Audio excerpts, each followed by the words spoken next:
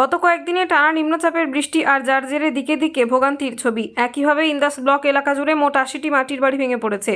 গৃহহীন অবস্থায় বহু পরিবার। প্রশাসনের পক্ষ থেকে গৃহহীনদের নিয়ে যাওয়া হয়েছে ত্রাণ শিবিরে। অসহায়দের পাশে রয়েছে প্রশাসন, জানাচ্ছেন পঞ্চায়েত সমিতির সভাপতি। অন্যদিকে দুর্গত মানুষদের দাবি, এলাকার মানুষ চরম সমস্যায় রয়েছে। এই সময় এলাকার যে এমপি এমএলএরা রয়েছে তাদের দেখা নেই। অন্যদিকে এই ঘটনাকে সামনে রেখে শাসক বিরোধী তরজা তুঙ্গে ইন্দাস ব্লক তৃণমূল কংগ্রেসের সভাপতি শেখ হামিদের দাবি, কেন্দ্রীয় সরকার আবাস যোজনার টাকা আটকে রেখেছে, তাই সাধারণ মানুষ ঘর পাচ্ছে না। যে সমস্ত অসহায় মানুষদের মাটির বাড়ি ভেঙেছে তাদের প্রত্যেকেরই আবাস যোজনার তালিকায় নাম রয়েছে। কেন্দ্র সরকার সময় মতো আবাস যোজনার টাকা দিলে হয়তো এই দুর্ভোগে পড়তে হতো না এলাকার মানুষদের। এলাকায় রয়েছে বিজেপির এমপি এমএলএ। মানুষের সমস্যার সময় তারা পাশে এসে দাঁড়ায় না, শুধু ভোটের সময় রাজনীতি করতে আসে। তিনি এমপি এমএলএদের উদ্দেশ্যে বলেন, আপনারা কেন্দ্রকে চিঠি লিখুন, আবাস যোজনার টাকা ছাড়তে বলুন এই অসহায় মানুষগুলির জন্য। ইন্দাস ব্লকের পঞ্চায়েত সমিতির সভাপতি চন্দন রক্ষিত জানান, এখনও পর্যন্ত ইন্দাস ব্লক এলাকায় ৮০টি মাটির বাড়ি ভেঙে পড়েছে।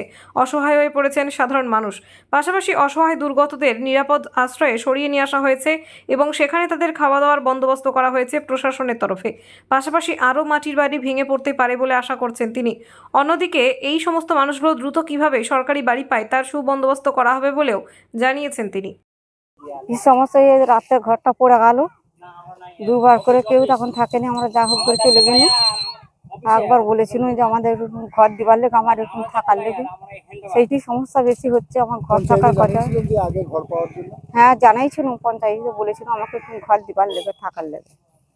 এই দুর্যোগে মানে কোনো না না, এখন কেউ খোঁজ খবর নাই। স্থানীয় বিধায়ক এসেছিল নাকি? না, বিধায়ক আসেনি? না, বিধবাটা পাচ্ছে 2.5 বছর। না, বিধায়ক এসেছিল নাকি? না। এখন কি চাইছেন? আমি থাকার জায়গা একটু। আমার সমস্যা, আমার বাড়িটি যে জলে ভিজে বাড়ি পড়ে যাচ্ছে, ভেঙে যাচ্ছে, তিরপল ঘিরা দিয়ে কোনো রকমে আমরা বাস করছি। আমরা পঞ্চায়েতে অনেকবার জানাইছি, আমরা পার্টির লোককে অনেকবার জানিয়েছি, আমাদেরকে ঘর দুয়ার দিচ্ছে নি মোটি।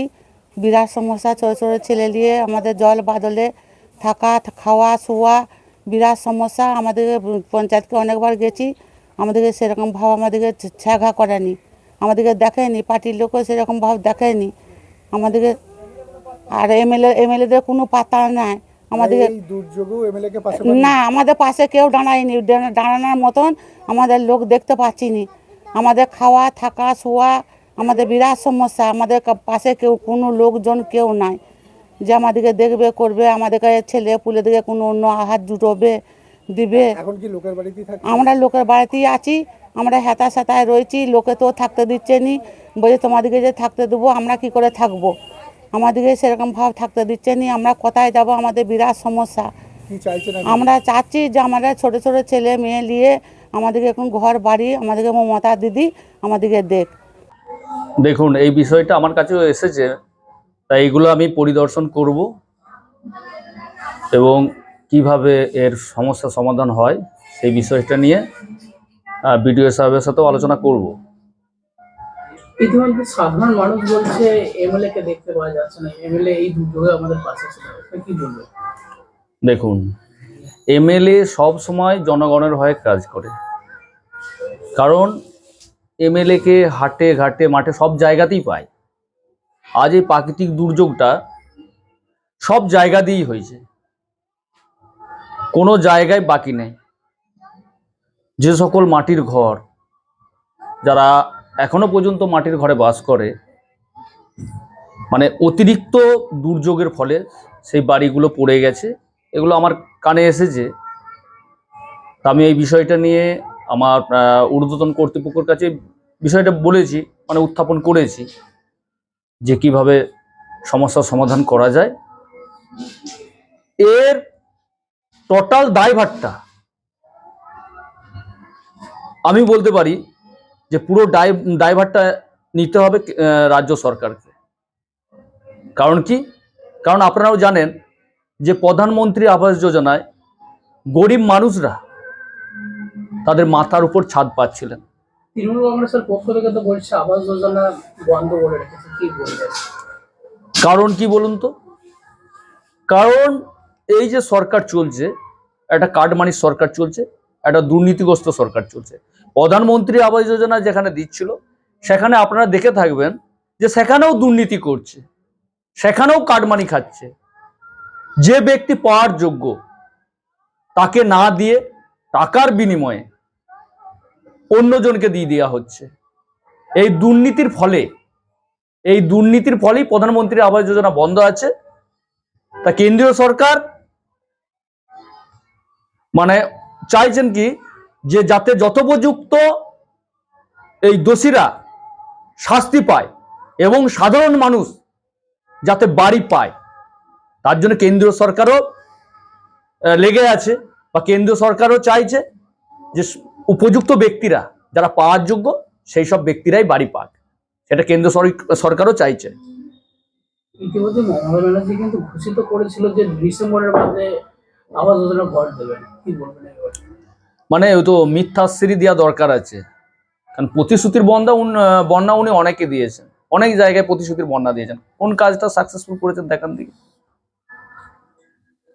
ওই ঢপের চপ দেওয়া তো মানে সাধারণ মানুষ তো বিশ্বাস করে নাই না, দিয়ে দেখাক, দিলে বাহবা জানাবো। কারণ তো 100 দিনের কাজ, সেখানেও তো বলেছিলেন যে 100 দিনের কাজ আমরা দেব। দিলে তো খুব ভালো জিনিস হবে, গরিব মানুষ কাজ পাবে। আগে যারা দুর্নীতি করছে সেইগুলোকে ধরুক দেখি, তাদের শাস্তি দেখুন সাধারণ মানুষ বাড়ি পাবে, ঘর পাবে, মাথার উপর আচ্ছাদন পাবে। একটাই কথা বলবো যে একমাত্র রাজ্য সরকারের জন্য, কাটমানি সরকারের জন্য সাধারণ মানুষ ঘর থেকে বঞ্চিত হচ্ছে। এই নিম্নচাপে অতিবৃষ্টির ফলে আমাদের ইন্দাস ব্লকে প্রায় 80-র অধিক বাড়ি পড়ে গেছে এবং বহু মানুষ তাদেরকে বাড়ি ছাড়তে বাধ্য হয়েছে এবং কাছের স্কুল, ICDS বা অন্য লোকের বাড়িতে তাদেরকে স্থানান্তরিত করতে বাধ্য হয়েছি। কারণ কেন্দ্রীয় সরকার যদি আজকে সেই 18 সালের সার্ভে অনুযায়ী যদি বাড়ি দিয়ে দিত, আজকের ইন্দাস ব্লক তথা গোটা পশ্চিমবাংলার যে মানুষ, যারা অতি দরিদ্র মানুষ, যারা নিম্ন শ্রেণীর মানুষ, তাদের যে অসুবিধা হচ্ছে সেই অসুবিধাটা হতো না। আমাদের এলাকায় MLA, MP সবাই আছেন, কিন্তু তারা শুধুমাত্র রাজনীতি করছেন। তাদের উদ্দেশ্যে আমার একটা কথা, যে আপনারা অন্তত এলাকার মানুষ আপনাদেরকে ভোট দিয়ে জয়যুক্ত করেছে, আপনারা অন্তত রাজনীতিটা ছাড়ুন, কেন্দ্রকে চিঠি লিখুন যে রাজ্যের মানুষের স্বার্থে, এখানে পলিটিক্স নয়, রাজ্যের মানুষের স্বার্থে অন্তত এই বাড়িগুলো ছাড়া প্রয়োজন আছে। এখানে কোনো রাজনীতি করার দরকার নেই, এলাকার মানুষের স্বার্থে অন্তত এই বাড়িগুলো প্রয়োজন আছে। আমরা প্রতিদিন দেখছি, আমরা কিছু মানুষকে খাদ্য দিয়েছি BDO অফিস এবং পঞ্চায়েত সমিতির আন্ডারে। পঞ্চায়েতগুলোকে বলেছি বিভিন্ন জায়গায় ত্রাণ শিবির করতে, তিরপল দিয়ে চালাচ্ছি, কিন্তু এই পঞ্চায়েত বা পঞ্চায়েত সমিতির কাজে এটা করা সম্ভব নয়। তাই আমি এখানে MLA, MPদেরকে বলবো, কেন্দ্রে চিঠি লিখুন যাতে কেন্দ্র এই টাকা ছেড়ে দেয়, গরিব শ্রমজীবী মেহনতি মানুষগুলোকে নিয়ে যেন আর রাজনীতি না করে। এদের প্রত্যেকজনের 99%-এর মানুষের এদের সার্ভেতে নাম আছে এবং এরা উপযুক্ত, সার্ভে করুক দরকার হলে, এরা একদম পাওয়ার উপযুক্ত, এদেরকে অবশ্যই দেওয়া প্রয়োজন আছে। না, এলাকার মানুষ দেখতে পায় না, কারণ তারা কোনো কাজেই আসে না, তারা শুধু নির্বাচনের সময় রাজনীতি করতে আসে। আর নিউজ চ্যানেল, সংবাদ মাধ্যম, সোশ্যাল মিডিয়ায় তারা হাওয়া গরম করার জন্য মাঝে মাঝে উঁকি মারে, এছাড়া এলাকার মানুষ তাদেরকে কিছু দেখতে পায় না। আমি শেখ হামিদ, আমি ইন্দাস ব্লক তৃণমূল কংগ্রেসের ব্লক সভাপতি। সেই অবিরত বৃষ্টিতে প্রত্যেকটা ব্লকের প্রত্যেকটি প্রান্তে, এমনিই তো গোটা বর্ষার শেষ, বুঝতে পারছেন, পুকুর ভরে আছে, নদী নালা খাল যেগুলি আছে সেগুলি প্রায় ভরে আছে, সেগুলি এত বৃষ্টিতে প্লাবিত। এবং এই প্লাবনের এখন এমন একটা জায়গায় গিয়ে দাঁড়িয়েছে যে এই প্লাবন বাড়ির ভেতরে পর্যন্ত জল ঢুকে গেছে, বহু বাড়ি জলমগ্ন এবং বহু বাড়ি পড়ে গেছে। আমরা ইন্দাস ব্লকের এখনো পর্যন্ত যা খবর পেয়েছি তাতে প্রায় 80টি বাড়ি পড়ে গেছে। এই 80টি বাড়ি শুধু পড়ে যাওয়া নয়, তার সঙ্গে যে বাড়িগুলো এখন মাটির বাড়ি যেগুলো পড়ে যাবে, এই বৃষ্টিটা সরে গেলেই, রোদ হলেই মাটির বাড়ির তলা আলগা হয়ে যায় এবং তার থেকে পড়ে যায়, সেই সংখ্যা কত হবে সেটা আগামী দিন বলতে পারা যাবে। এবং তার জন্য আমরা ব্লক প্রশাসন থেকে যা ব্যবস্থা নেবার সেগুলি নিতে পেরেছি। বাড়িতে বাড়িতে গিয়ে ত্রিপল পৌঁছে দেওয়া, তাদের ত্রাণ সামগ্রী পৌঁছে দেওয়া, খাবার পৌঁছে দেওয়া, এই 3 দিন ধরে আমাদের রুটিনে চলছে।